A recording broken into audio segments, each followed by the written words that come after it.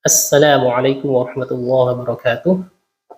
Teman-teman sekalian yang saya cintai karena Allah, insya Allah pada video kali ini Ana akan membahas sebuah ayat, ya tepatnya pada surah Al-Ahqaf ayat 4, ya seperti ini ayatnya. Nah, coba teman-teman perhatikan, di situ ada kalimat seperti ini.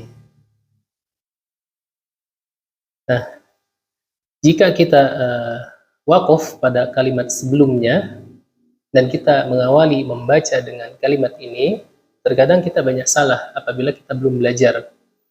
Ada yang membaca utuni, ada juga yang membaca ituni. Nah, bagaimanakah cara membaca yang tepat? Insya Allah kita akan bahas dari dua sisi. Yang pertama, kita akan bahas terlebih dahulu dari sisi tasrifnya. Kalimat ini kita akan bahas dari sisi tasrifnya agar kita mengetahui hamzah wasalnya ini dibaca kasrah atau dhammah. Kemudian yang kedua, kita akan bahas dari segi hukum tajwidnya. Baik, perhatikan, insya Allah kita akan mulai pembahasan. Nah, kita akan mulai bahas dari kalimat yang kita garis bawahi ini. Ya, kita akan bahas dari dua sisi. Yang pertama dari sisi tasrifnya. Kita akan cari asal katanya. Asal kata dari kalimat ini, ya, yang di garis bawahi ini, ya, adalah berasal dari kalimat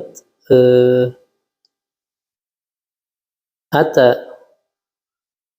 yang artinya datang, ya, atau kalau misalkan kita tasrif secara lughawi, dia satu orang laki-laki telah datang. Kemudian kita akan tasrif fil mudhari'nya,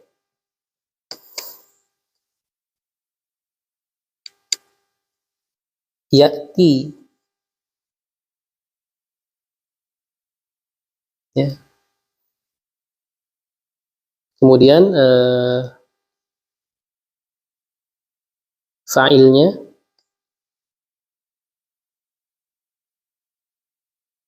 atin, ya. Nah, di sini ini bentuknya fil amrnya, ya. Fil amrnya yaitu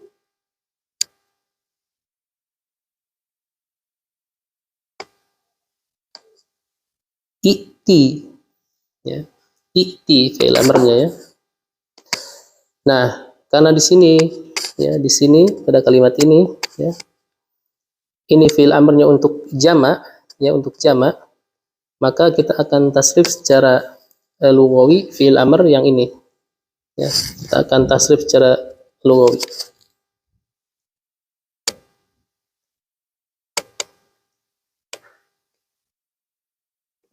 I'ti, ya, kemudian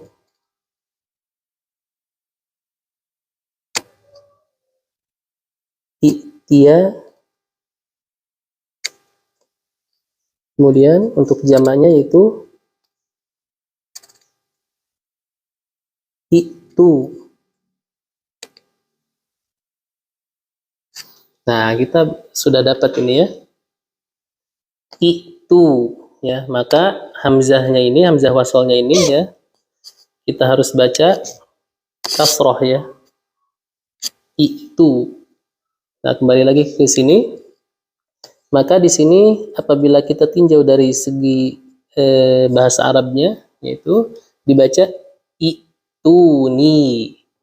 Nah, dari kalimat ituni ini kita akan kembangkan lagi, ya, berdasarkan atau ditinjau dari sisi kaidah hukum tajwidnya.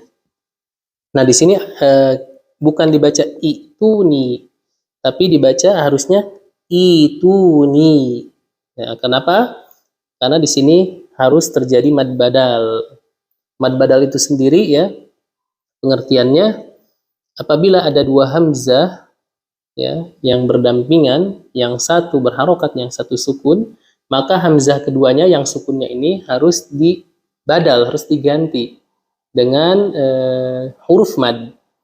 Huruf mad itu sendiri ada 3, alif, waw sukun, dan ya sukun. Jika huruf hamzah yang di depannya ini berharokat kasroh, maka diganti hamzahnya yang tadi